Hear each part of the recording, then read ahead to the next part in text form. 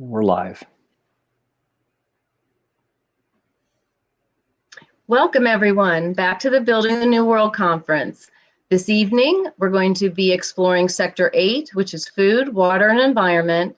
And it's my great pleasure to introduce our speakers for tonight, who are Tara Cullis and David Suzuki.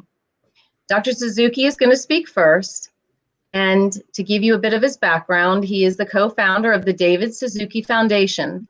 He's also an award-winning scientist, a global environmentalist, and also an award-winning broadcaster who hosts the Canadian Broadcasting Corporation's television series, The Nature of Things. His 8-part series, A Planet for the Taking, won an award from the United Nations. His PBS series, The Secret of Life, was praised internationally, as was his 5-part Discovery Channel series entitled The Brain. And he also does radio. For CBC Radio, he founded the long-running show Quirks and Quarks. David earned his Ph.D. in zoology from the University of Chicago.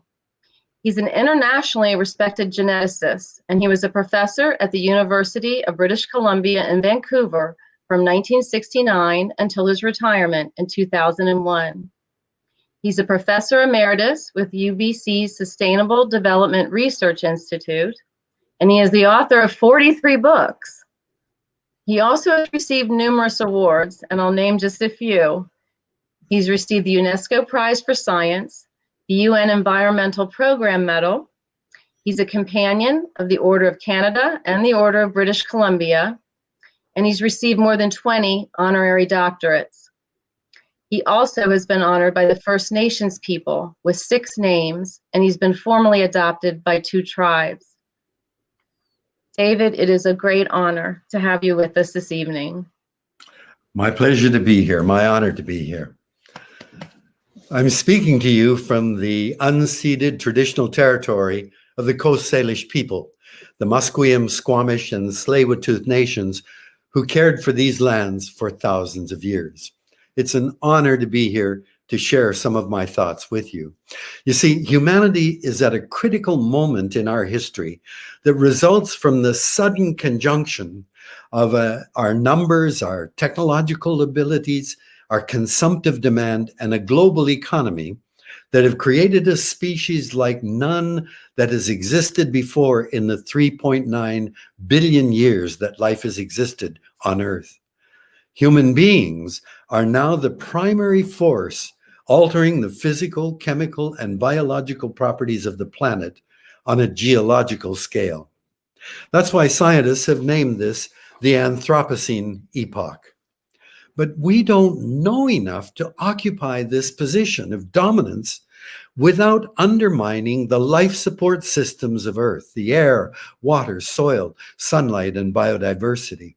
And so, a virus has brought humanity to our knees, a shocking gift to Mother Earth by forcing us to slow down and reflect on who we are, where we came from, and where we are going. I'm a biologist, and I think of people as biological creatures, an animal species that all of the DNA evidence points to our birthplace in Africa 150,000 years ago. Back then, we were just another ape, along with many others, an upright, furless creature, not very impressive among the pantheon of animals that were sharing the plains with us. We weren't very big, fast, strong, or endowed with armor, fangs, claws, or special sensory ability. Yet, somehow that creature underwent an explosive change in evolutionary terms to bring in the Anthropocene. The secret to our success, of course, was hidden. 1.5 kilogram organ lodged within our skulls, a human brain that endowed us with imagination, with curiosity, observational powers, and a huge memory, all of which more than compensated for our lack of sensory and physical abilities. And that brain conceived of a concept called a future. And because we invented a future, we recognized that we could affect that future by what we do now. Foresight was a critical part of our success as a species. Look ahead, see where the dangers, see where the opportunities lie, and then choose accordingly. Over tens of thousands of years, we began to move out of the African plains. We don't know why. Perhaps population pressure, rivalries between clans, quest for new opportunities, perhaps just a search for adventure. You know, we know that humans mated with Neanderthal people and probably other extinct relatives. I don't know. Whatever the cause, we entered into new ecosystems, lush with opportunities, but we were an invasive species. We didn't know how things worked. We found birds that couldn't fly and they were yummy to eat. We found slow-moving animals that were easily killed, plants with medicinal powers, and so on. If we trace our movement across the planet, we see as we moved, there was a wave of extinction of big animals as we moved by. We had to learn to live without destroying or depleting what brought us to these places in the first place.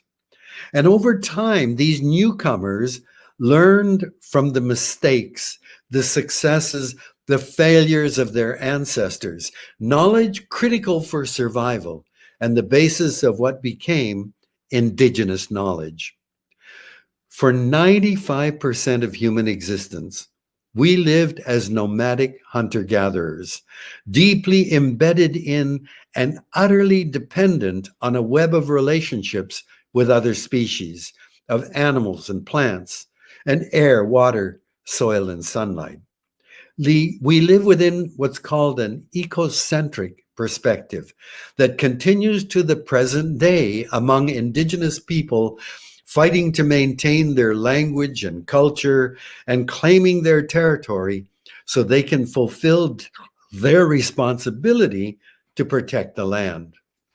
Tara and I have attended numerous Indigenous feasts, potlatches, and funerals where the dances, the songs, the prayers give thanks for nature's abundance and generosity, and always acknowledgement of responsibility to act properly to keep it all going. And that reciprocity of gratitude and responsibility is what is missing from society today. 10,000 years ago marked a fundamental change in our relationship with the land, with the agricultural revolution. Because with a dependable source of food, humanity no longer needed to be constantly on the move through the seasons following animals and plants. Thus, it was worth spending time and energy to build permanent structures. And that led to villages and eventually towns and cities. But until the 20th century, most people around the world, including in North America, lived in rural village communities because they were still centered around agriculture. And farmers know very well that weather, climate, and the seasons are critical for their livelihood and well-being. The amount of snow determines summer soil moisture. Insects are critical for pollination. Plants fix nitrogen from the air and fertilize the soil. In short, farmers still hold an ecocentric way of seeing the world. But as human numbers and aggregates increased, religions developed as a guide to human behavior and politics to govern people. Increasingly, we saw ourselves as special, endowed with intelligence that was the key to our adaptability and thus superior to all other life forms, changing us from thinking of other species as our kin to thinking of them as resources to serve our demands. Francis Bacon said, "Scientia potestas est," knowledge is power, and he saw the power of science in the service of humankind. When René Descartes said, Cogito ergo sum, I think, therefore I am. Mind was elevated above and out of the body. Isaac Newton saw the universe as a mechanism, a mechanical thing that could be examined piece by piece, which then could be fit back together to explain the whole. These were great thinkers who shaped the way we see and perceive the world, and thus the way we act towards it. Most scientists today take a reductionist approach, focus on a subatomic particle, a molecule, a cell, a whole organism, on the assumption that what we learn from the pieces that we study and focus on can be put back together and eventually give us a picture of the whole. And the Industrial Revolution seemed to verify humanity's specialness. Our intelligence liberated us from the limits and the constraints of biology. Telescopes enabled us to peer to the very edge of the universe and see wavelengths far outside the range of any animal senses. Microscopes revealed a world of life forms in a drop of water. Machines could work tirelessly without bathroom or rest breaks. Vehicles could travel faster than any species on Earth. And so, liberated from the tethers of biology, we saw ourselves as the dominant animal on the planet, with everything an opportunity for us. That is what is called an anthropocentric way of seeing the world. Everything revolves around humans. We haven't learned that, clever as we are, we remain profoundly ignorant of how the world works. And modern physics has revealed a fundamental flaw in reductionism. Physicists can tell you everything there is to know about atomic hydrogen and everything about atomic oxygen. But when you ask a physicist, when I combine one atom of oxygen with two atoms of hydrogen to make a molecule of H2O, water, what will be the properties of water? They have to answer, I don't know. Because emergent properties arise from the parts when they are combined together that cannot be predicted from the properties of the individual parts. And that goes on to every level of study, from subatomic particles all the way to the populations of animals.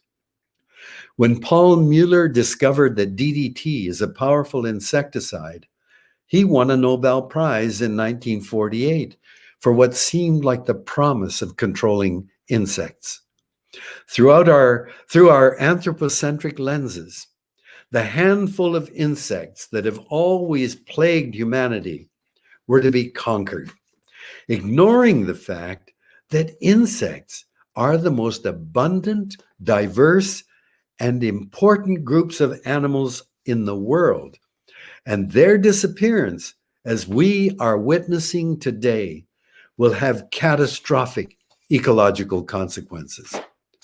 Powerful insecticides that kill all insects to eliminate one or two agricultural pests is like trying to manage crime in a city by killing everyone in the city. Well, it works.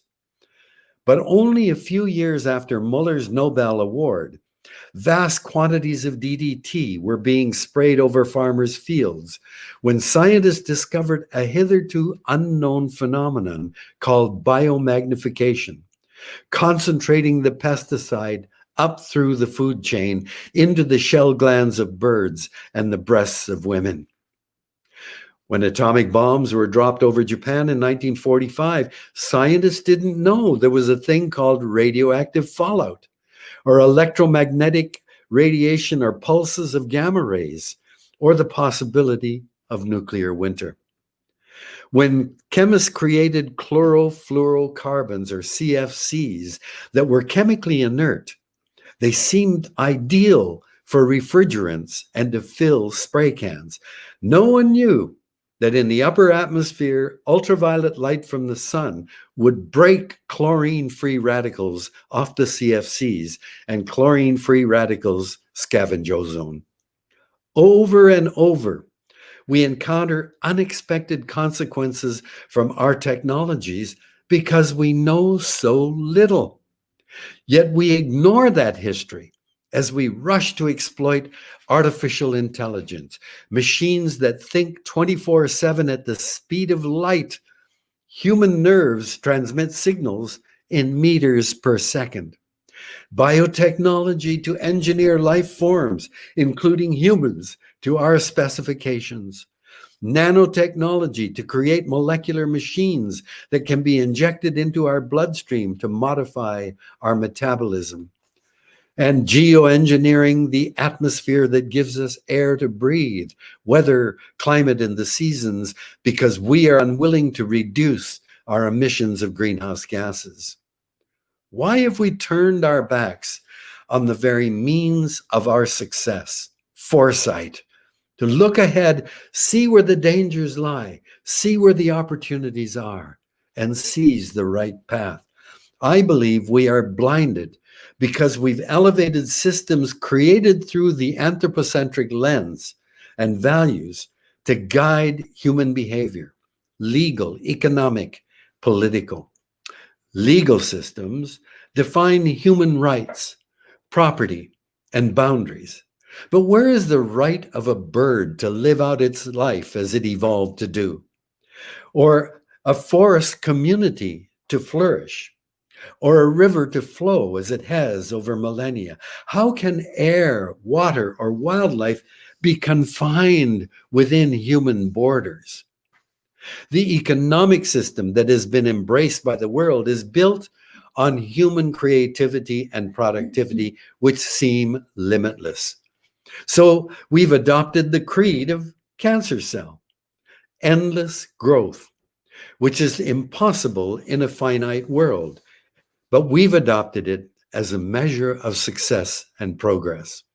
And all those services performed by nature that keep the planet habitable and productive for animals like us, creation of soil, pollination, exchange of oxygen for carbon dioxide, filtering water, and so on, are externalities to the economy. Their loss from human activity regarded simply as collateral costs, the price of doing business. And we've developed political systems to manage people and our activities. The one we lived in is called democracy. Our democratic system, in theory, is driven by people who vote.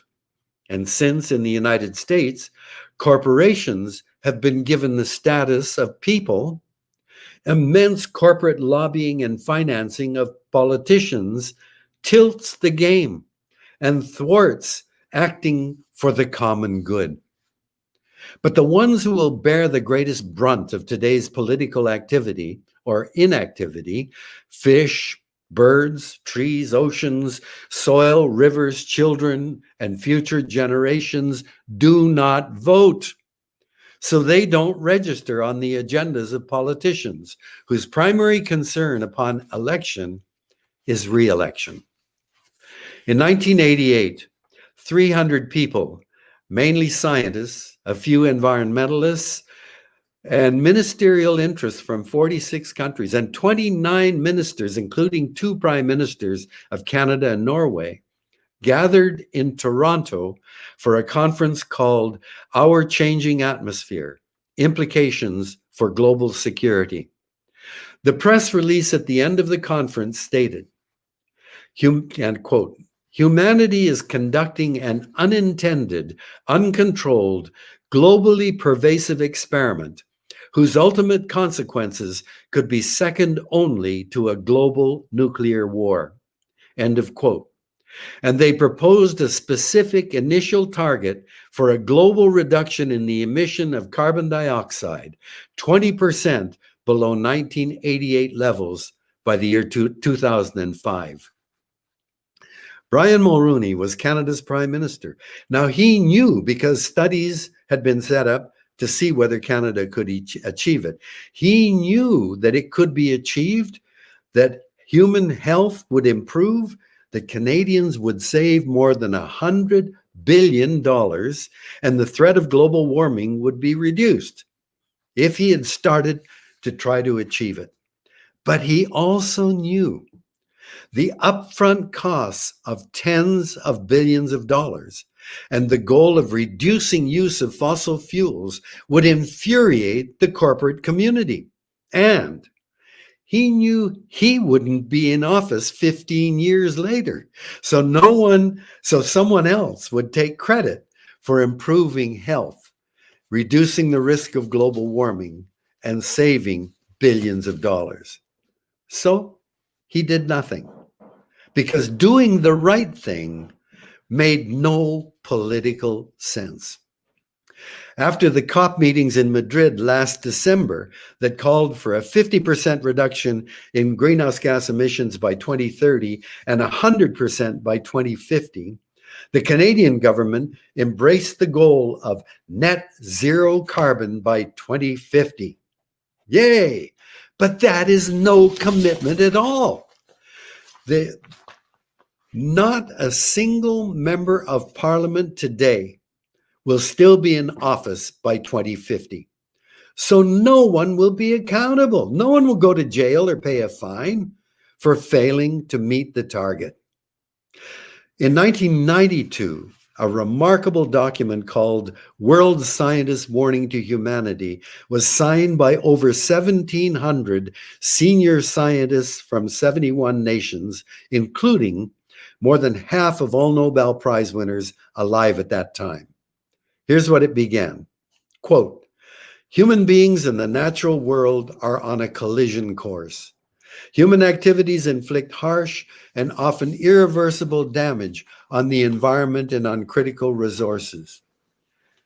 If not checked, many of our current practices put at serious risk the future that we wish for human society and the plant and animal kingdoms. Fundamental changes are urgent if we are to avoid the collision our present course will bring about." End of quote.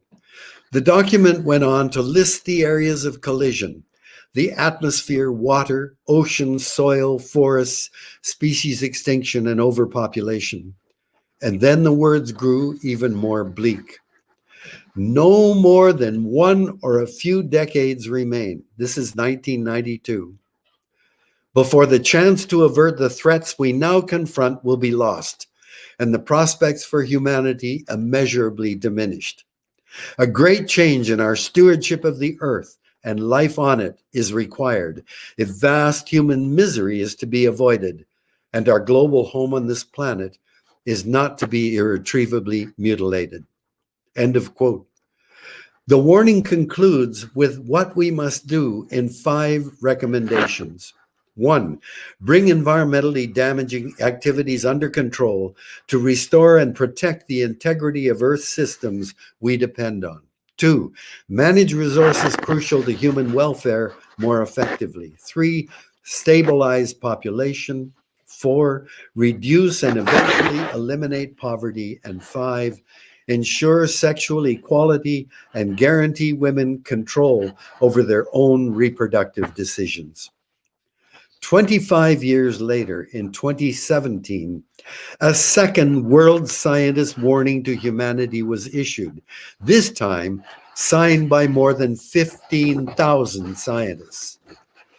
It pointed out that the problems raised in 1992, with the exception of ozone depletion, were far worse, and concluded, quote, "Soon it will be too late to shift course away from our failing trajectory, and time is running out. We must recognize in our day-to-day lives and in our governing institutions that Earth, with all of its life, is our only home." End of quote. In October 2018, the Intergovernmental Panel on Climate Change issued a special report concluding human emissions of greenhouse gases were on a trajectory to increase global temperature by 3 to 5 degrees Celsius above pre-industrial levels by 2100. Such a rise would be catastrophic, but could be avoided by reducing emissions by 45% by 2030 and 100% by 2050. Already 2 years have passed while emissions have continued to climb. In May 2019, yet another UN report concluded, quote, nature is declining globally at rates unprecedented in human history, end of quote.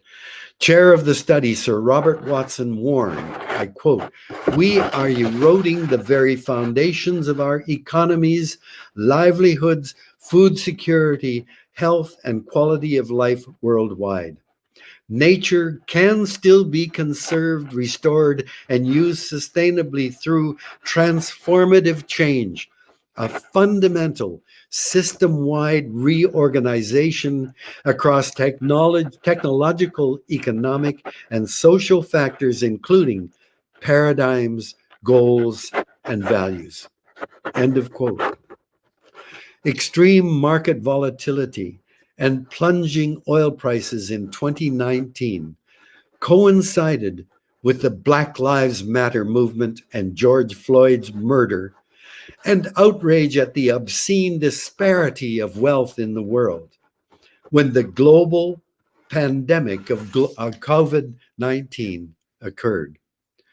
This viral crisis yielded a surprising inspiration of what humanity is capable. Massive government spending and individual acts of sharing, caring, and cooperating, a moment to recalibrate and work towards a post-COVID-19 world that is more just, more equitable, and ecologically balanced.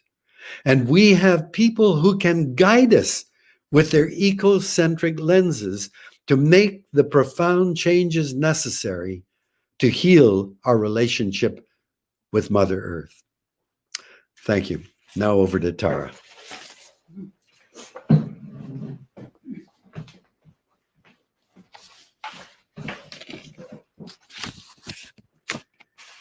Hello, everybody. Thanks, David. Gee, lots of food for thought there. You know, I absolutely agree with the manifesto of this conference that we need to move from materialistic, warlike, fragmented, environmentally destructive behavior to an altruistic, peaceful, resilient, holistic way of acting. And I'd like to bring to this conference a useful metaphor to simplify this transition. It's the metaphor of the left and right brain. The left brain analyzes and fragments. The right brain synthesizes and finds meaning. Simply put, we need to move from a learned overdependence on the left brain back to a balance between the two. We need to bring right brain thinking back to politics, business, industry, education before it's too late. The metaphor is based on physical reality. We do have two brain hemispheres, left and right, which are joined by a band of nerves and fiber called the corpus callosum. I want to begin by telling you a true story. Once upon a time, about 60 years ago, a man, I'll call him Jack, got into an argument with his wife, Jacqueline. He got so worked up, he raised his right arm to strike her. Just as he was about to hit Jacqueline, his own left arm reached up and stopped him. You see, Jack was a man whose corpus callosum, the connection between the two hemispheres of his brain, had been deliberately cut to relieve severe epilepsy running back and forth through the corpus callosum. As you might know, each side of the brain controls the other side of the body. So Jack's left brain had told his right hand to strike, but his right brain thought that was a bad idea. But it couldn't communicate to counter the left brain as it usually would because the connector, the corpus callosum, was cut. So his right brain told his left hand to control the left brain's violence. Nobel Prize-winning neurologist Dr. Roger Sperry realized Jack's split brain could reveal what functions each side of the brain controls, so he did all these tests. He found the left side, which controls our ability to speak, is also combative, as we've seen, and analytical, linear, verbal, rational, quantitative, mathematical, scientific. It breaks things down into parts. Some call it the masculine side of the brain. But remember, we all have it. And he found that the right brain is collaborative, but also synthesizing, holistic, intuitive, the aha mode, able to see pictures, patterns, systems, stories, and the big picture, emotional, feeling, imaginative, qualitative. Some call it the feminine side, but of course it's in each of us. Some of us just don't use it. So we have a bicameral brain. Have you ever felt, I'm not sure, on the one hand this, but on the other hand that? Have you ever felt you were of two minds? Have you noticed how easily we divide issues into two sides? How easily we polarize?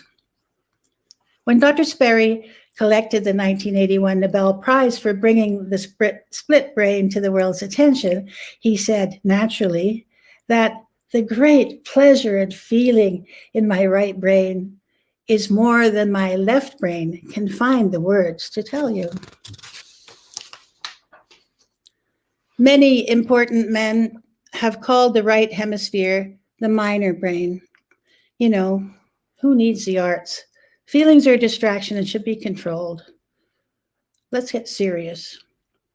But Dr. Sperry disagreed with that. He said, what it comes down to is that modern society discriminates against the right hemisphere. And this is the heart of the issue. We, modern society, have come to think that left brain reductionist thinking, breaking things down into their parts, is superior to being able to feel, to be compassionate, to see interrelationships and systems, which are the right brain's specialty. Therefore, we have learned to dismiss right brain thinking as counterproductive. It gets in the way of something more important.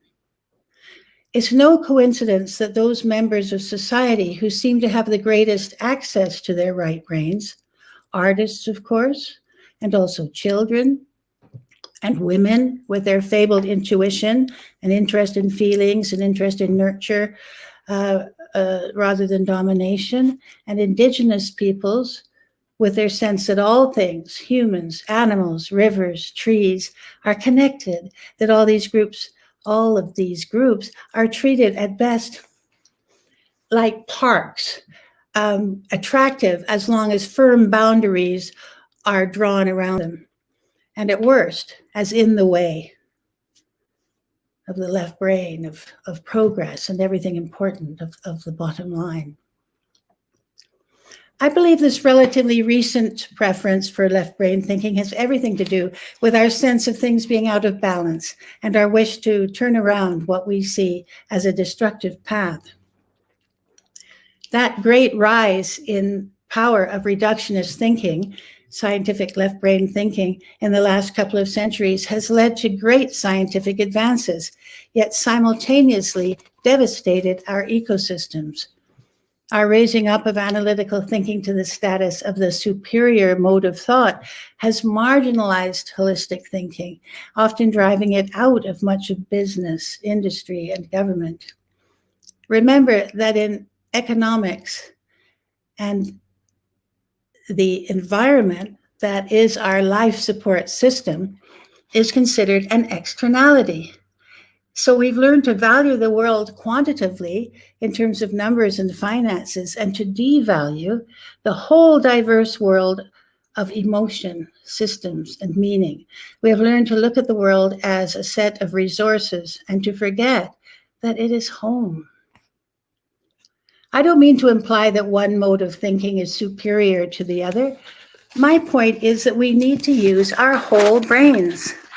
Overvaluing one mode at the expense of the other is thinking with only half a brain. And that's what is dangerous and very destructive. We need a balance. I'm an environmentalist, so my area of focus is ecosystems. Let me illustrate how devastating this exclusive left brain thinking is to any effort to protect an ecosystem. The temperate rainforest on the west coast of North America may seem vast, but of all the land in the world, it's only 1/5 of 1%, and only half of that is still intact.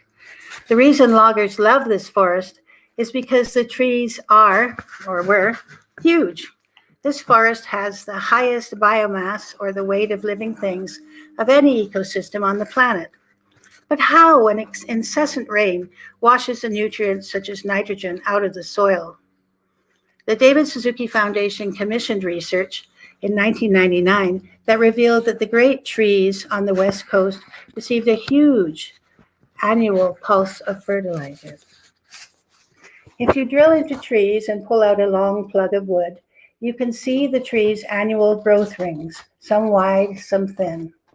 Dr. Tom Reimken of BC's University of Victoria showed in our study that the wide rings of a good healthy year do carry nitrogen, but a lot of it is nitrogen-15, an isotope of nitrogen that occurs primarily in the sea.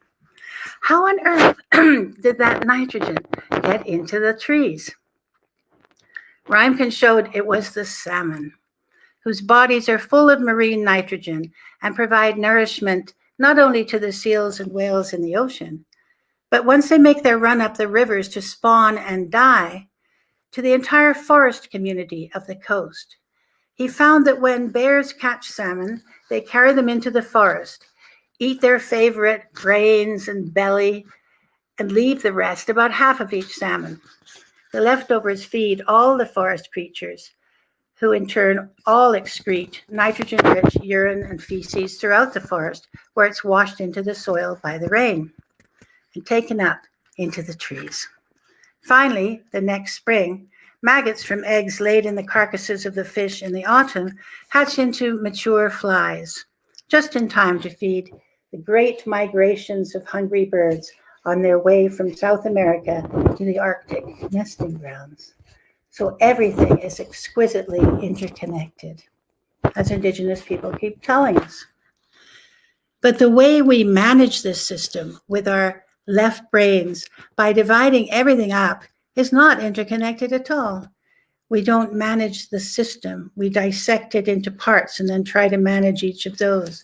If you just look at the salmon harvest alone in Canada, the commercial salmon catch is the responsibility of the Federal Ministry of Fisheries and Oceans. The sport fishery is a different jurisdiction. And then we divvy up the salmon's habitat, which is the valley, between the Departments of Environment, Finance, Natural Resources, which includes energy for dams and forestry, the native food fishery, and trap lines brings in the Department of Indian Affairs, including unending treaty negotiations over ownership of the valley. And then there's agriculture for irrigation and parks. And then the province, which is like a state, does the same again, doubling the squabbles. This is left brain thinking, dicing nature into pieces, ignoring the big picture systems thinking of the right brain. It's amazing there are any salmon left. Well, there aren't many. I'm not picking on the left brain here. It's good for a lot of things, but like the right brain, it has great limitations. The left brain can see an eye, a nose, a mouth, for example, but only the right brain can see the bigger picture and recognize a face. You've got to use both. Well, you might ask, how the heck did this overdependence on breaking things down into components, this reductionist thinking, come about? Left brain reductionism has not always been the preferred mode of thinking, even in the Western world. For a long time, the goal was a balanced mind that develops all its faculties. In the 14 and 1500s, the ideal Renaissance man, and he was a man, was Leonardo da Vinci. You know, someone who was both a scientist and an artist. But soon after, Francis Bacon, as David has mentioned, called for the first time for a separation between science and the arts. And for the first time, he declared out loud that science was the superior mode of thought. A new trend began to grow. It's surprising to realize that the concept of linear progress arose quite recently in the early 1800s. And gradually, as science gave birth to technology, and technology replaced religion in its ability to really move mountains, it became hard to disagree that scientific left brain reductionism was a superior way of thinking. The sheer power of technology launched the Industrial Revolution, which made some people very rich, and more importantly, powerful, created middle class, and displaced millions out of the countryside and into the cities to provide labor for the factories. Poet William Blake called these factories dark satanic mills. But poets were beginning to lose their influence in society, and smoke began to be renamed the smell of money. As the 20th century moved in, World War I and the Great Depression made everyone question that still new idea of linear progress. But then World War II created a booming economy, which pulled the US out of the Depression. Then the question became how to keep that booming wartime economy going in peacetime. The answer, of course, was consumption. Consumerism and credit, buy now, pay later, was a new concept. It provided a way to keep the post-war economy burning right along. But to pull it off and pay the resulting debt, we had to get hooked on growth, another new concept. And during that time, many of our current governing systems, our departments and ministries, silo upon silos, dividing up our affairs, were set up and solidified. Advertising entered its glory days. It helped business to profit by making us want more things, by convincing us to think progress was a linear route to more cars and a bigger house in suburbia, full of technological, labor-saving devices. Western thinking had become left brain thinking. And as television took off, our favorite programs were Leave It to Beaver and Father Knows Best, hierarchical families where everyone, even the teenagers, obeyed dad and behaved very well, demonstrating to the public how to toe the line and be happy about it. And then the 60s hit. What an explosion of the right brain against that long left brain creep of the centuries that preceded. No wonder they called it the counterculture. It was wonderful then to be young and alive, to protest against the hierarchy and against the dominant linear thinking, which appropriately was called straight. It was an age of rebellion, of marches and demonstrations, an age of rejection of injustice and a boiling up of noble ideals. And it wasn't just against something, it was supremely creative. Dr. Sperry would say, it was a release of the energy of the right brain. And wow, it gave birth not just to an explosion of music, as you know, but think about it, to the civil rights movement, the feminist movement, the peace movement, and the environmental movement born out of Rachel Carson's Silent Spring in 1962. I want you to remember, all these movements were, in those days, thoroughly intertwined, and music and art were integral parts of them.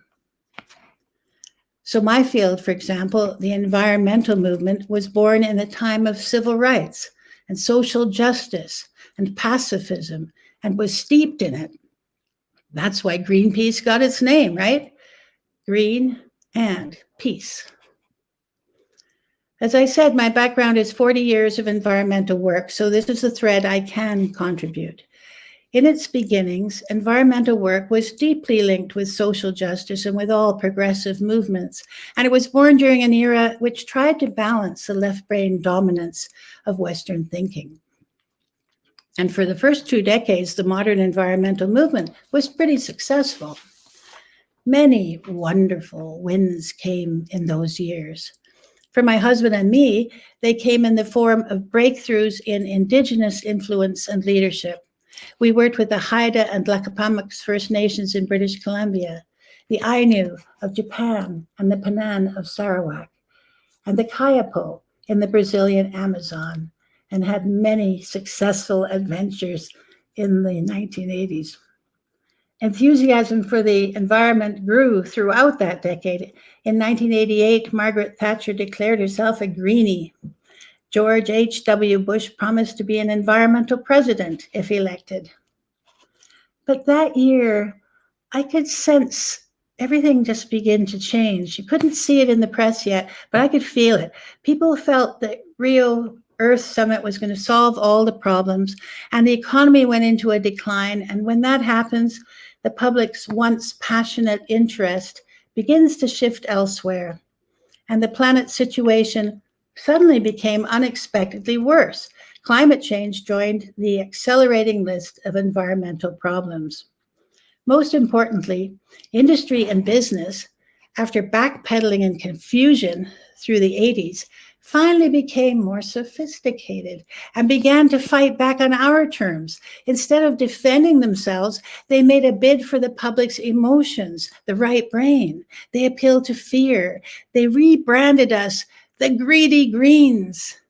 They said we were job killers and that conservation would create an unbearable tax burden for poor and ordinary citizens. They opened fake grassroots groups called share groups. They paid for TV ads showing children saying, "No one knows or loves nature as much as my daddy, the logger, and he puts food on our table." They introduced confusion and a sudden cynicism in the public. We were horrified. We had been heroes on the side of the angels. None of us was getting paid. It was hard to be called greedy. Putting all this together, we had to accept that the movement as a whole had begun to lose ground. We obviously had to get serious. So that's when I quit my job at Harvard and I opened the doors of the David Suzuki Foundation just over a year later. In retrospect, I was woefully unprepared. My Ph.D. was in comparative literature, for gosh sake. I hadn't a clue. I sent out an innocent questionnaire asking if people would support a new organization led by my husband, David. If I was thinking, we decided to start one. The answers came back with $20 bills and $100 bills and checks for $1,000. Ready or not, we were suddenly launched. Hurled into the deep end was more like it. We saw that industry and then government had become increasingly adept at playing to the public's emotions on environmental issues, therefore diffusing our best skill. So we tried to put aside our rose-colored idealistic glasses. We were stung by the criticism that we were too depressing, that we were chicken littles, that we were anti-everything.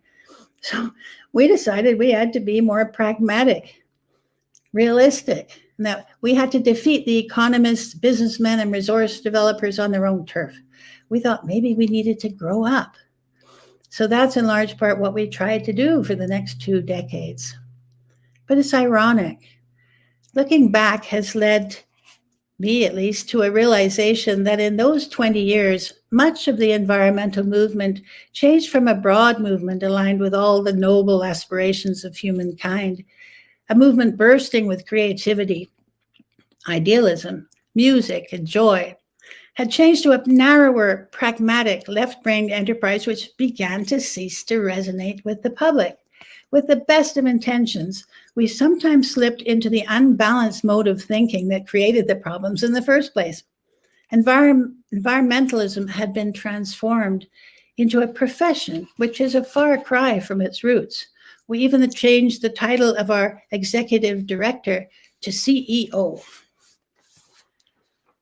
As I look at the Suzuki Foundation's work, I realize the most successful things we've done are not left brain projects, but those based on balanced thinking, which embraces cutting edge facts and figures, but also highlights systems thinking, diversity, intuition, and the heart.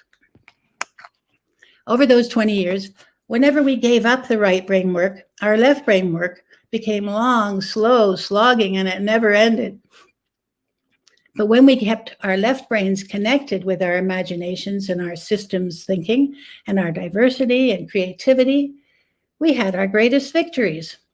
I think the problem was that intuitively and with the best of intentions, throwing ourselves into the left brain world, we lost our roots in the great, powerful, diverse world of imagination, intuition, and heart, which happens to be where meaning lies. The extreme of left brain capitalism is Gordon Gekko's drive to make money and to grow it like cancer, with zero responsibility for anything, for the emotional, social, environmental costs. Unchecked by the right brain, like the man whose left arm had to step in and stop his right arm from hitting his wife. Our left brain likes to patronize, to dominate, to colonize, to use. But in balance with the right brain, the left brain is constructive. I say in balance because overdependence on the right brain is not a solution. You know, I'm not saying we should leap into New Age mysticism to listen to God speak to us through the right brain. Well, maybe a little bit. But in environmental work, we should maintain our emphasis on cutting edge science, maintain our efforts to beat the economists at their own game, and to develop real alternatives to growth. We must keep that sharp eye on political realities. But we have to bring balance to that.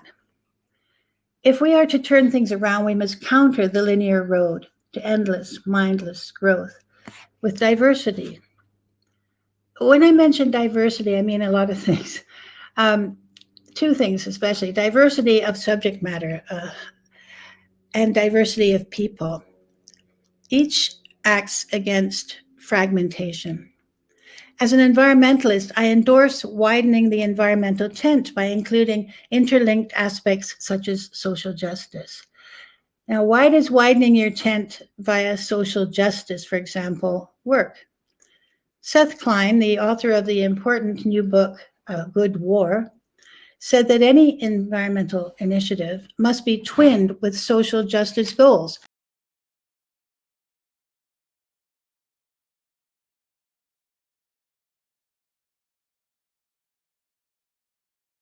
You even put me on.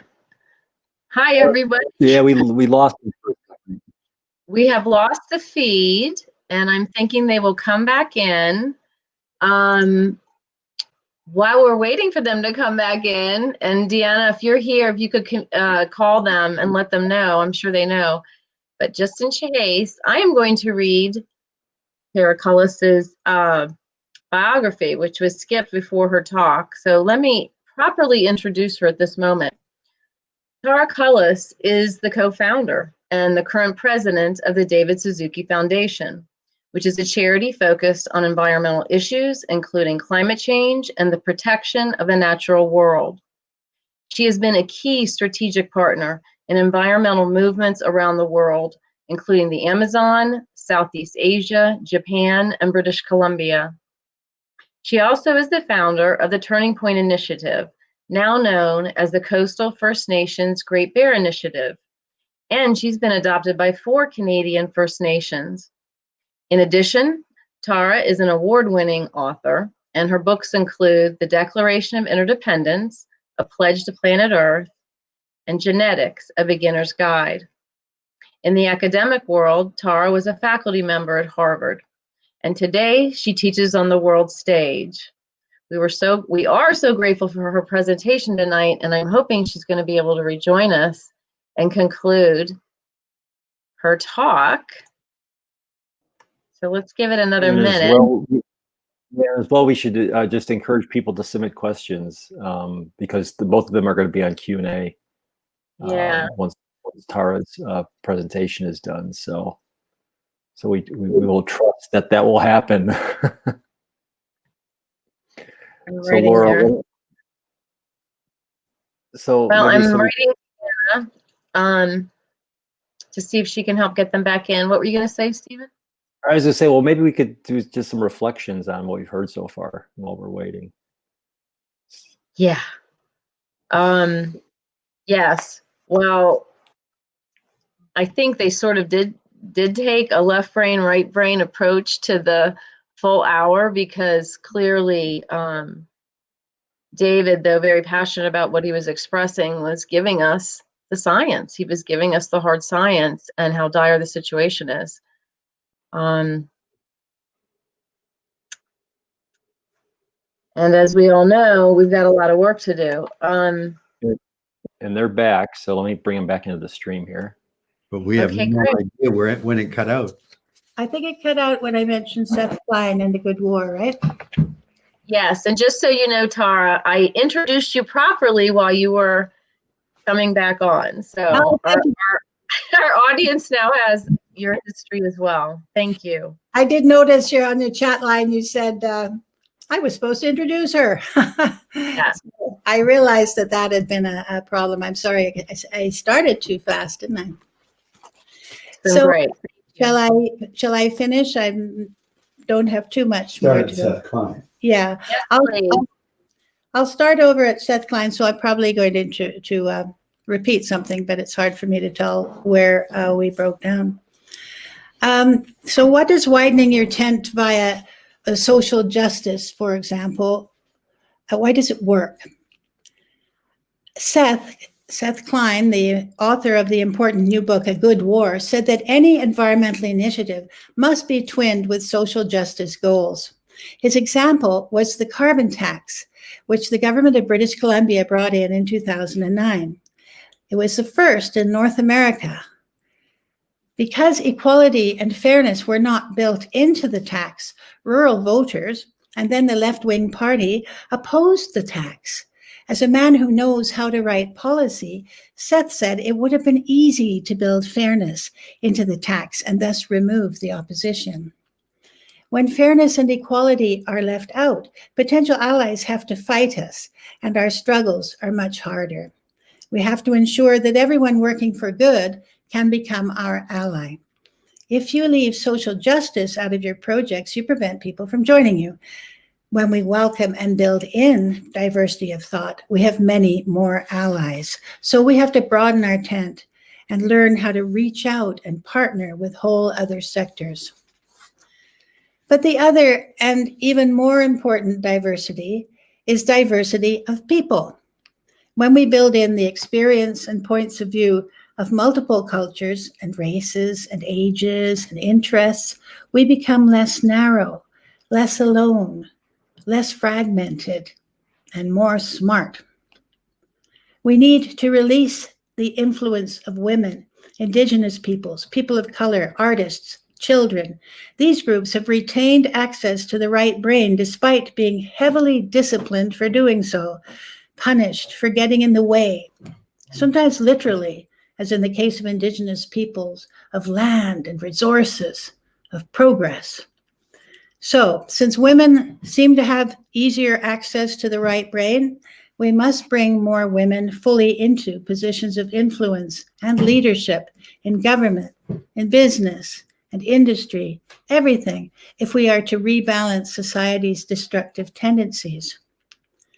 Since Indigenous people have never lost the capacity to see the interconnection of all things and constantly teach respect for nature, we must bring them to the forefront so that we can learn how to be respectful of the natural world. Since people of color likewise understand the downside of hierarchy, or when individualism dominates the collective, and know how to survive by keeping the right brain strong, they must be fully present in power. Since they have no hidden agenda, we must listen to the children and young people like Greta Thunberg when they point out the emperor has no clothes. And when the artists and musicians and poets reach into our hearts and bring us to sudden tears with their ability to show us glimpses of better worlds and to shine a spotlight on what is truly meaningful, we must listen and act on that clarity of vision. So we have to lift ourselves up above division and discrimination and lack of balance and polarization.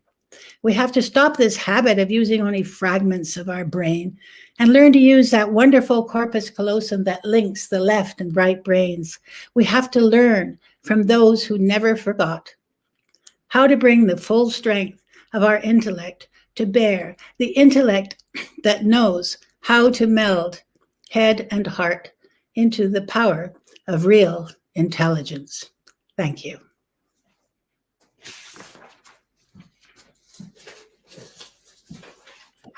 Thank you so much, Tara. That was lovely. And what I said when you guys blipped out for a moment was that obviously you're both using your bicameral brains at all times, that it was I think good for our audience to see David take the logic left brain piece and give us the hard science and the hard facts, and for you to come in and give us an idea of what we need to do to heal all of this. So I know we've got a lot of questions that came in, and you can take turns answering, or actually this was mine and it was meant for David. So my question was, can you please become an American and run for president of the United States? Seriously, what will the new world look like on planet Earth if we are past the tipping point? What's your... Well, I mean, we're already seeing signs of what is to come in the disruption of the weather, in terms of weather extremes. We're certainly seeing it here. It seems that every summer now we go through a period when we have to stay inside in the summer because the air is so bad. I mean, air in Vancouver this summer was judged the worst air on the planet. And it was because of American forest fires that were blowing up here into our area. And that's going to become, I think, the new normal. And it's just going to keep getting worse and worse. I think the biggest impact we're going to live to see is increasing number of refugees. Climate refugees are going to come from areas, certainly the South Pacific Islands now, these islands that are only a few feet above sea level are going to pay the price with as sea level rise accelerates.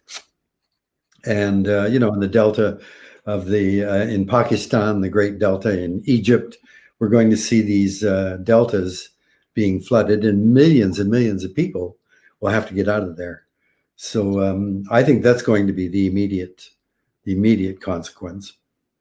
Houston right now, the number of days over 100 is increased tremendously. I can't imagine living in a city where you're going to have over 100 days a year, over 100 degrees. I mean, is that livable any longer? You're already seeing that in the United States as well. Yes, we are. So the next question is, in sci-fi movies, we fight aliens who want to exploit Earth, but it seems we are the ones who abuse Mother Nature, moving from ecocentric to egocentric. Can we evolve fast enough to save ourselves, in your opinion? Well, that's really difficult, because the thing I love about the science fiction movies is the minute you get an alien coming and killing people indiscriminately. Well, the president of the United States is calling the prime minister of China, and we all work together. That's what is needed, is to marshal that kind of impact. And if anything, COVID-19 has shown national boundaries don't mean a damn thing. Once that virus was out, it just came through borders like the simplest thing going. It was unstoppable. And we have to act as a single species against this issue. And if we allow politics, I mean, the shocking thing to me about the United States is that your president has made the issue of confronting a viral crisis as a political issue.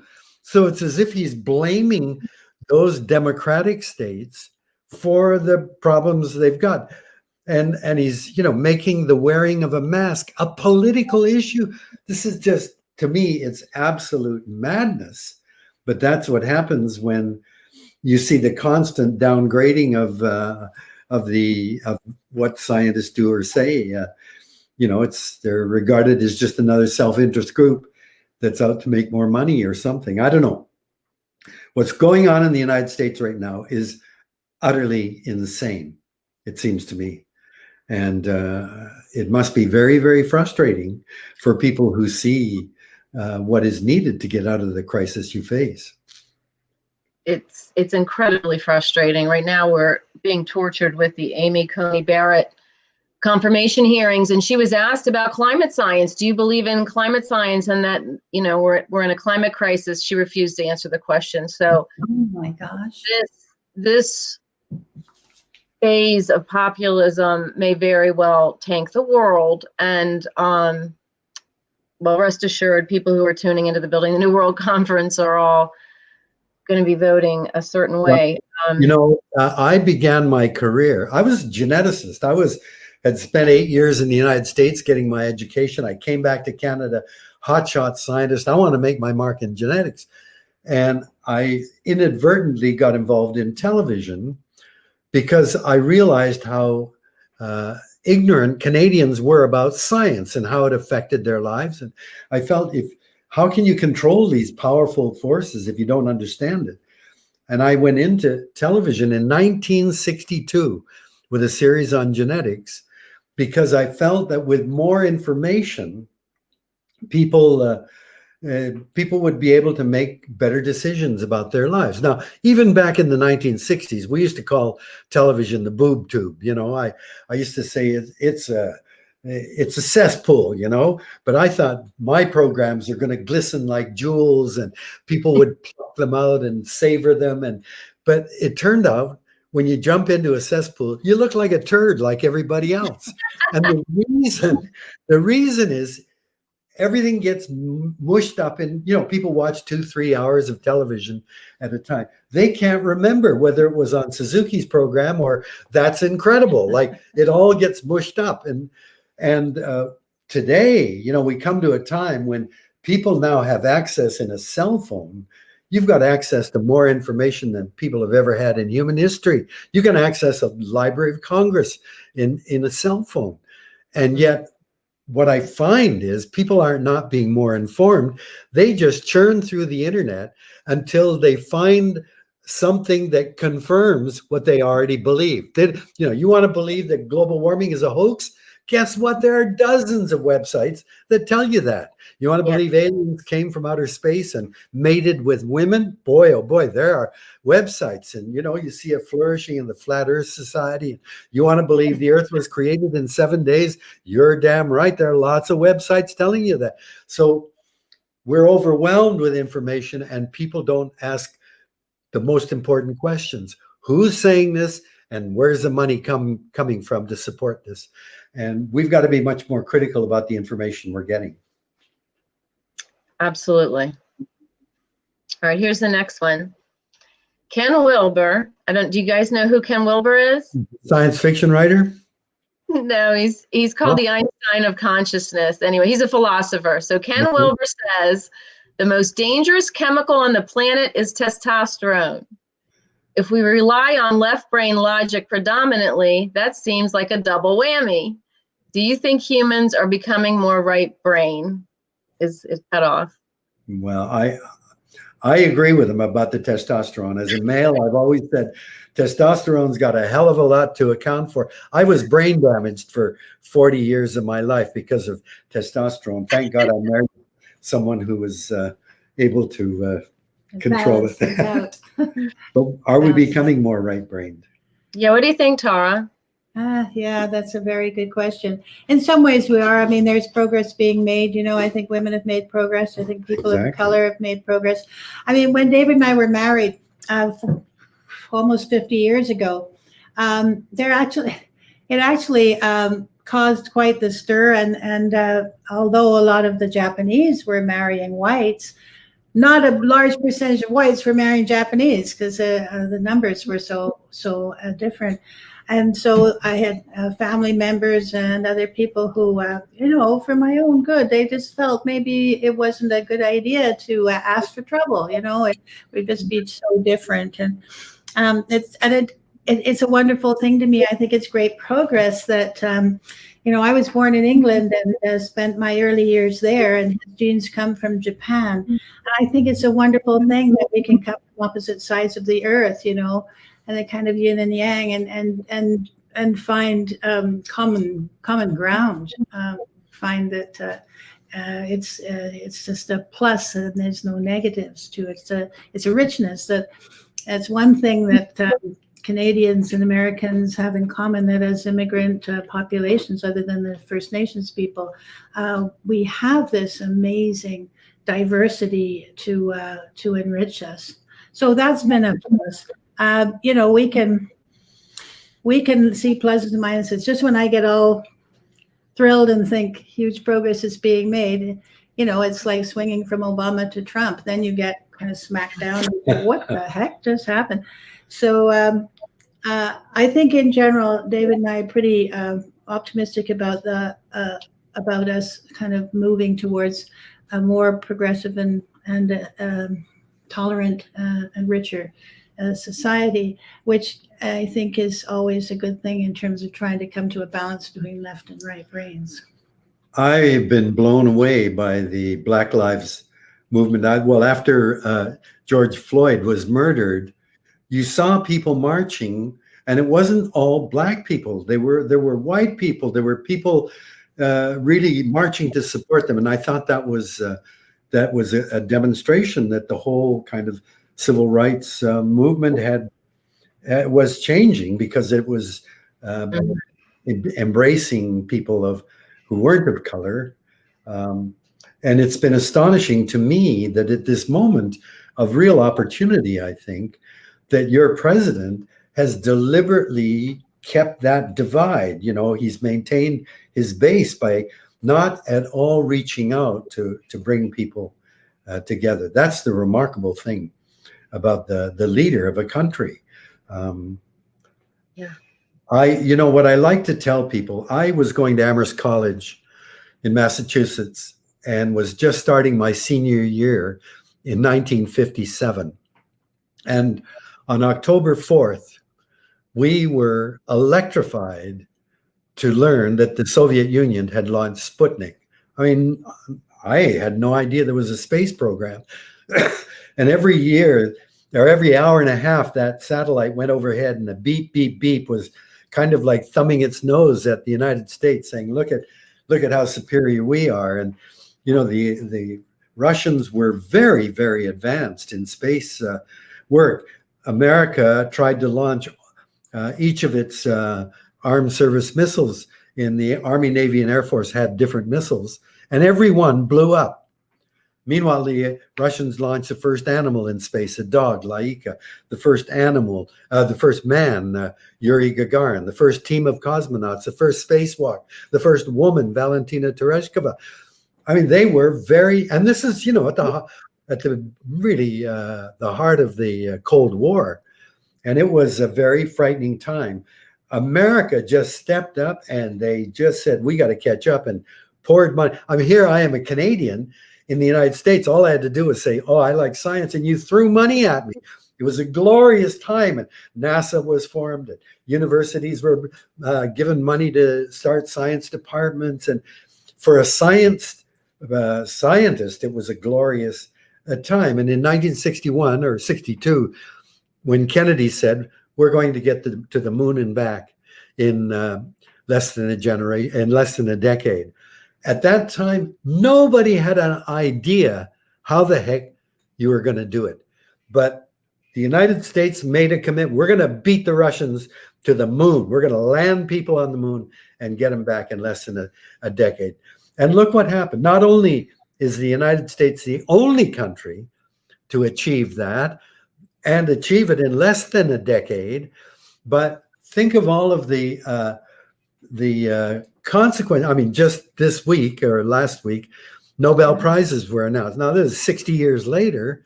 Guess who still gets most Nobel Prizes in science? Americans, or scientists working in America. Because 60 years ago, the United States said, we're going to catch up to the Russians. And every year, NASA publishes a magazine called Spin-Off, which has got hundreds of spin-off results of the space program. That is ear thermometers and space blankets and laptops and GDP, no, Yes. GPS, and 24-hour news channels. I mean, hundreds of things that spun off from the commitment to get to the moon first. And that's the America that I know. I think it's un-American to say, well, we can't do it. It's going to cost too much. That's not the America I knew. The America would say, this is a challenge. Damn it. We got to get this under control. Knowing full well, all kinds of things are going to spin off that you can't anticipate before you make the commitment. That's the important thing, is to say, we got to do it. People like me are running around saying, look, we're running out of time, but we need America to show the world, look, this is a challenge, and we're going to devote our American know-how to solving this problem. That's what we need now, desperately. Well, I remain hopeful for our nation, and that's why we're doing the work we're doing. So we're with you, David. We're disappointed, but hopeful. Okay, here's another one. The scientific community now recognizes holism as the emerging worldview, and it appears common sense to younger generations who are more, quote, brain balanced. So do you think they'll be able to save us themselves? Do you think it's going to take the next generation and the dinosaurs are going to have to go bye-bye before it happens? What do you think?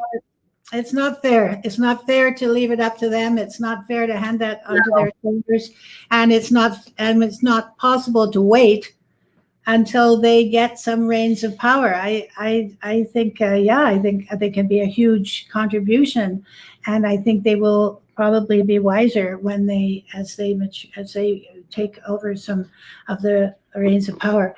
But we can't wait for them. We can only hope they influence their parents.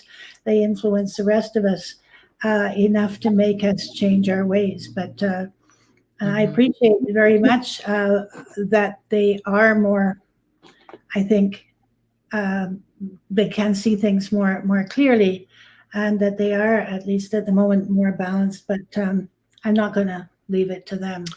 Our daughter was 12 when she raised the money to go down to the Earth Summit in Rio in 1992.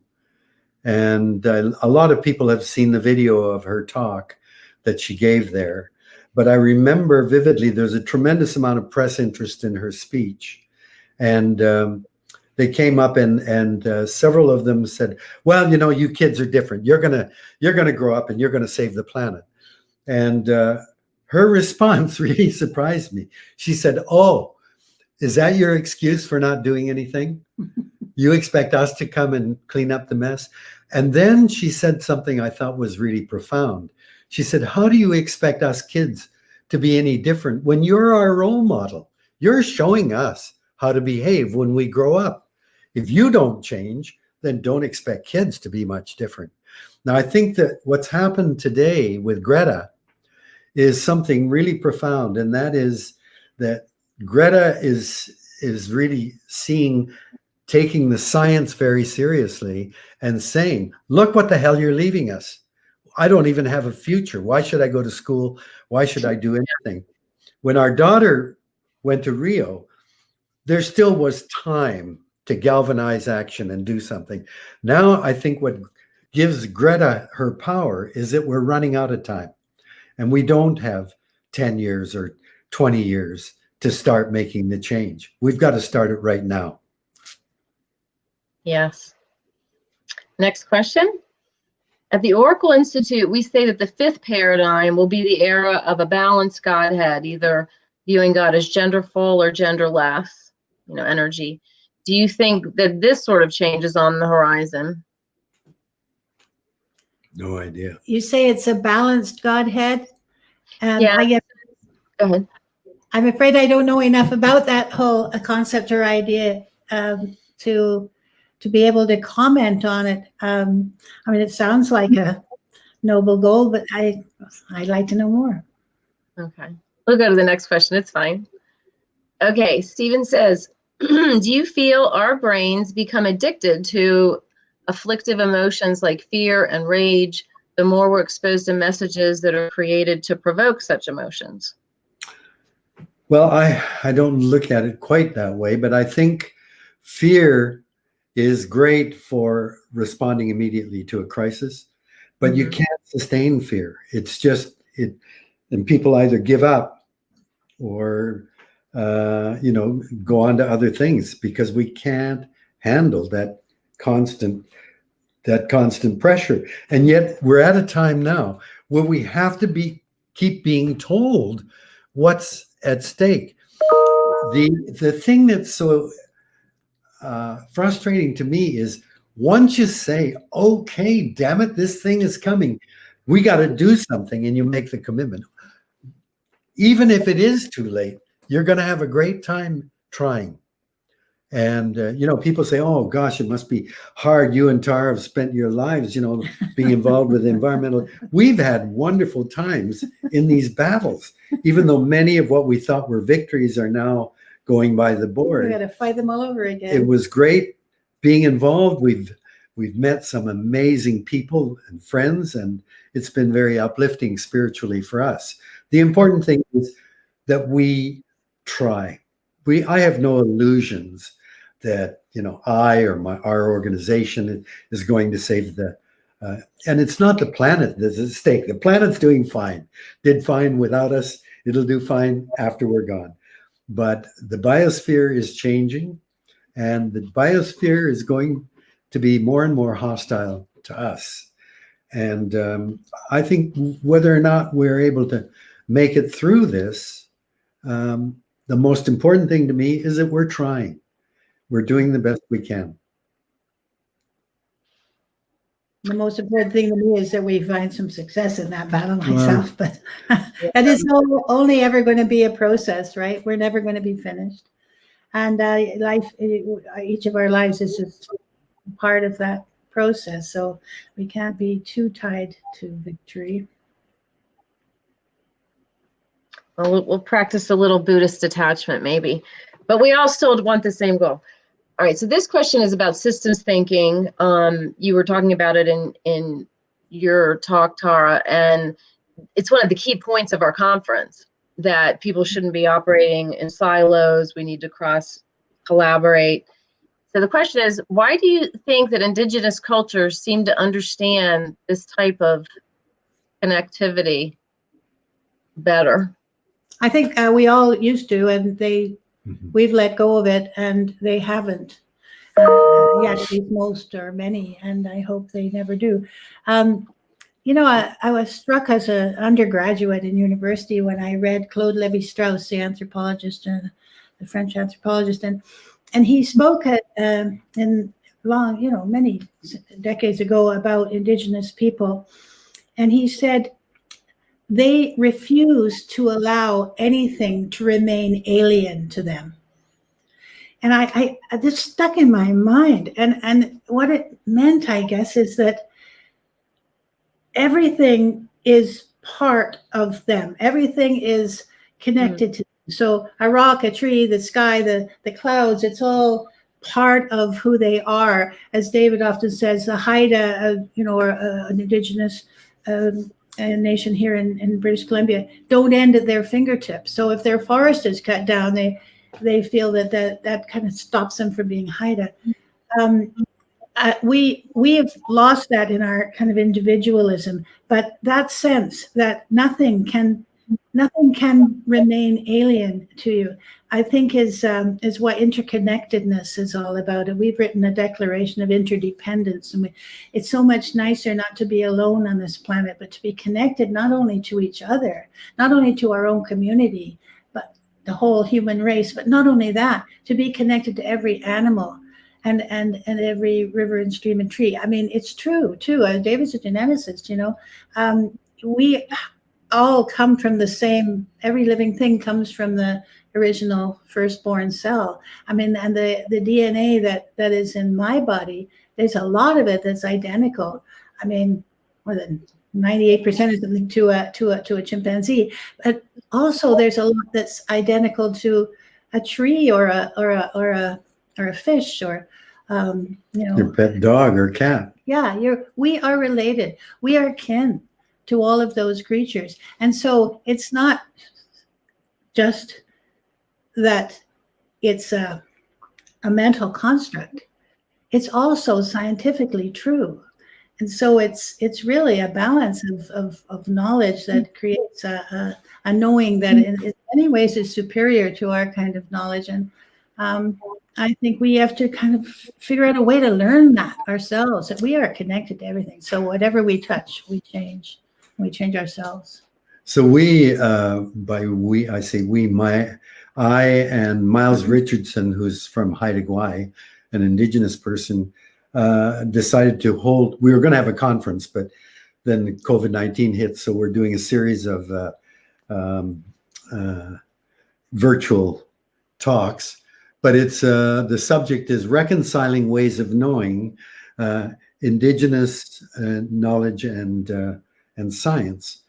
And it came about because a couple of decades ago, back in the 1990s, NATO was allowing their pilots to train for low-level flying over the plains of Labrador on the east coast of Canada.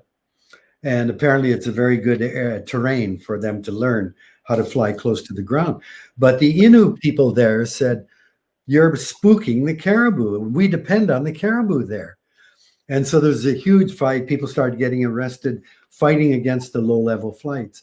And I happened to be in Goose Bay, Labrador, when a committee came to determine whether the Innu were right. And it was very interesting. They had three commissioners sitting at the table, and the first people to get up were Indigenous people, elders, and the first Indigenous hunter got up and said, "When we go out to hunt, we kill a caribou and we immediately cut it open. We look at the heart, we look at the lungs, the liver. They're basically doing an autopsy." They said, "We know that these animals are sick. The females are aborting and losing their calves. These animals are being affected by the low-level flights." And the committee went, "Yes, well, thank you, Sarah, thank you, thank you." And you could see they're thinking, "Oh, this is, kind of native lore." Then the expert was a professor from McGill University who comes up to Labrador 2 or 3 months every summer, brings a couple of students, and they try to capture a dozen caribou and put a radio collar on them so they can follow them. This is a herd of over 100,000 animals. Half the time they can't even find the herd. And so, he's there for 2 or 3 months, and he is the expert. And he's treated by, "Oh, yes, professor. Oh, wow." And he's telling them how to, all the stuff that he knows. And I thought, there's something fundamentally wrong about this. Mm-hmm. That guy is an expert who may publish a paper and get a promotion, but, he doesn't know a goddamn thing about those animals.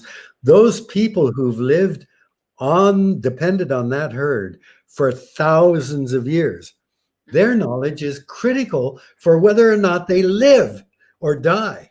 Surely that's a fundamentally different way of knowing. And it's not science. It's far more profound than science. And somehow the notion that science is superior, and this is all just kind of, folkloric or anecdotal, that constraint, we've got to break that down and realize, powerful as science is, science by itself gives you only insight into a little fragment and cannot comprehend what happens in the whole system. And Indigenous knowledge is based on that kind of holistic thinking for their very survival. Very different kind of knowledge.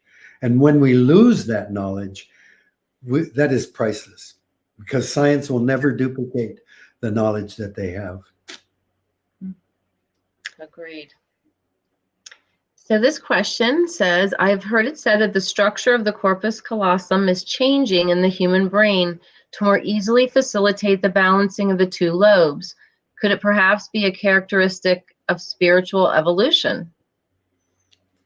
Well, David is the atheist, so that would be delightful. I mean, I am not sure what the actual science of it is, in the sense that people used to say, oh, the woman's corpus callosum is wider, but now I don't know if that's true. I know the more you use a muscle, the stronger it gets. So yeah.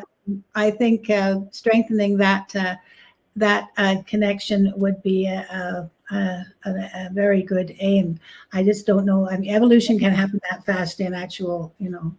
Well, I can see what he's thinking. The questioner is thinking, though, with epigenetics now, which has been really a shocking kind of discovery, that it used to be thought in genetics that you can't inherit acquired characteristics. That is, giraffes didn't get a longer and longer neck because they kept reaching higher and higher to get leaves or fruit. And so their offspring would have higher necks, longer necks. That was all kind of poo-pooed. But now they're finding you can, in fact, it's not that the DNA code is affected, but the way that the code is read can be influenced by what you do, and it can be passed on. So it kind of seems hereditary without changing the actual genetic code. And your questioner may think, that as we become more spiritual, that could affect the corpus callosum. But as a species, I don't see a hell of a lot of evidence that we're becoming more spiritual collectively as a species. Maybe, I don't know. So here's the next one. With regard to GMOs, we're told that on the one hand, GMO yield more food and ultimately feed more people. But on the other hand, the science tells a different story with how it affects human health. What do the corpus callosum say?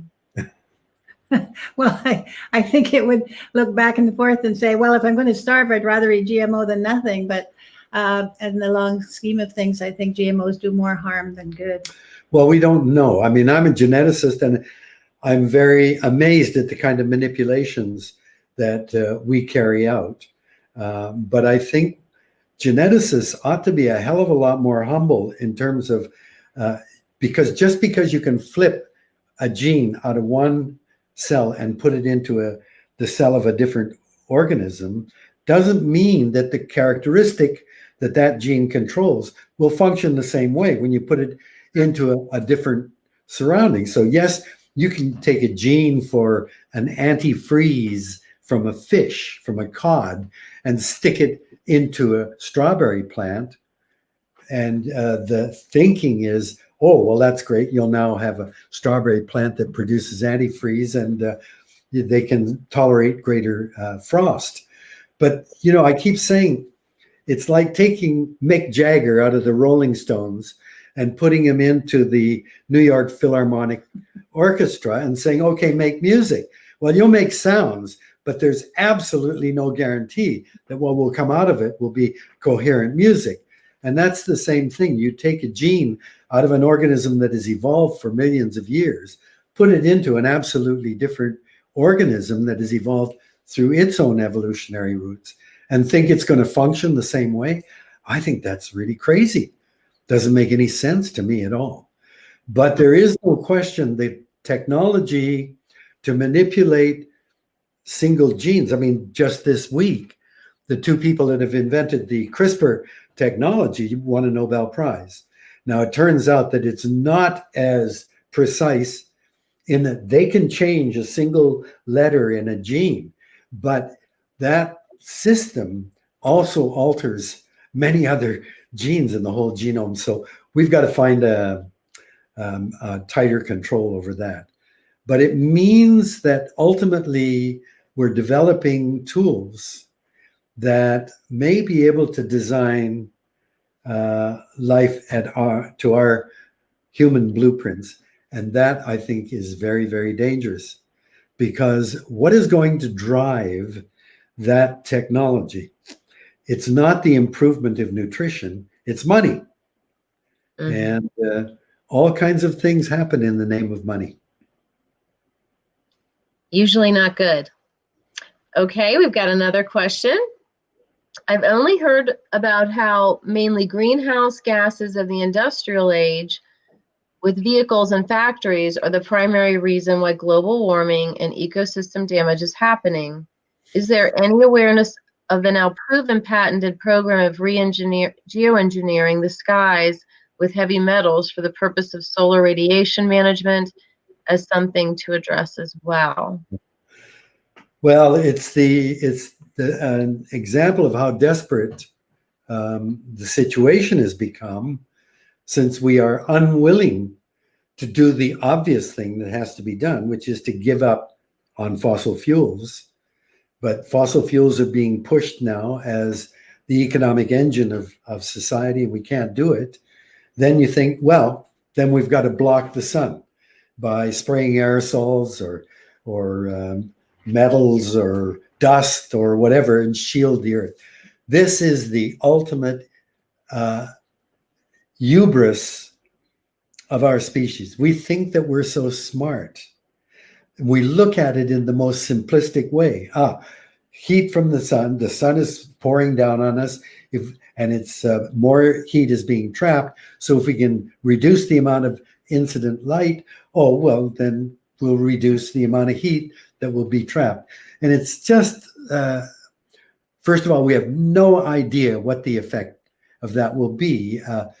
One of the compounds that we know comes out of volcanoes that reflects light is sulfur dioxide. And so a proposal is to have a fleet of 747s going day and night, just around the clock, spraying sulfur dioxide like a gigantic volcano through the atmosphere. Well, that sulfur dioxide changes in clouds into sulfuric acid. And the sulfuric acid will fall to the atmosphere. What the hell is this? Like, we're nuts. The big thing that's being pushed now is carbon capture and sequestration. We'll just stick the carbon into the ground. Well, it's based on the fact that when an oil well runs dry, if you pump carbon dioxide under pressure into that well, it will cause more extrusion of oil, and you can recover more oil. So that's been used for years as a way of getting more oil out of a depleted well. But the interesting thing is the carbon dioxide doesn't come back out. So people say, oh, that's great. Just pump it down there and leave it down there. Well, wait a minute. A couple of things. What's happening to that carbon dioxide down there? Like, probably it's being captured under rock. Much of that rock is limestone. So there'll be huge bubbles of carbon dioxide trapped under limestone. Well, when carbon dioxide dissolves in water, it forms carbonic acid. That's why the oceans are becoming acidic, because carbon dioxide more is dissolving in the oceans. So here you got all this carbon dioxide down underground. Water is going to be going through, dissolving it. Carbonic acid etches limestone. Limestone is dissolved by acid. So we may be able to store it down there, but eventually that carbon dioxide is going to come back up. The other thing is, we've always thought that life ends at bedrock. Below that, the planet is sterile. But as we've drilled deeper and deeper and deeper, we keep finding bacteria. And now we know that life goes down at least 7 kilometers into the earth. You find bacteria down there. And those bacteria are like nothing we know on the surface of the planet. For those of you who know any biology, they have to invent new phyla to describe these things, because they're not like anything we know above ground. What role are they playing in energy transfer, water movement, whatever? We have no idea what they're doing. Now, Stephen Gould pointed out that life on the surface of the planet, whales, trees, fish, is a very thin layer. And if life goes down 7 kilometers, that's a thick layer. Now, there are not many down there, but when you realize it's 7 kilometers deep, and if you go right around the circumference of the planet 7 kilometers down. Gould calculates there's more weight of protoplasm under the ground than there is above the ground. And so here are these bacteria. We have no idea what they're doing. And there's a lot of them down there. And we want to pump carbon dioxide. So one of the world's authorities on these deep bacteria is a man named Cullis at Princeton. And I was giving a lecture at Princeton, and Cullis came to my lecture. And I said, Cullis, they're going to pump millions of tons of carbon dioxide into the ground. What's that going to do to the organisms under the ground? And he said, I have no idea, but the methanogens will love it. And I said, what's that? Methanogens eat carbon dioxide and produce methane. Methane is 80 times more powerful a greenhouse gas than carbon dioxide. So we want to pump the carbon dioxide down to generate more methane. I mean, we've got to stop looking at technology to save us. Yeah. We don't know enough to do that. And it's clear what we've got to do. We've got to leave most of the fossil fuels in the ground. And the alternatives are there. I mean, the sunlight, the wind, and all that is there. We just have to make the commitment. Well, thank you so much. We've kept you a little long, but we were enjoying hearing you speak on these topics. So thank you for the additional time. And we enjoyed it too. Thank you very much. it was very, very crucial, I think, to the conference to hear you both speak and understand how you perceive the interconnectedness of the environmental sector with everything else. So thank you so much. And we will send you this video when we produce it. And for those of you who are watching, we'll be back on Sunday, and we'll be doing Sector 9, which is infrastructure and resources. And we look forward to seeing you then. Good night.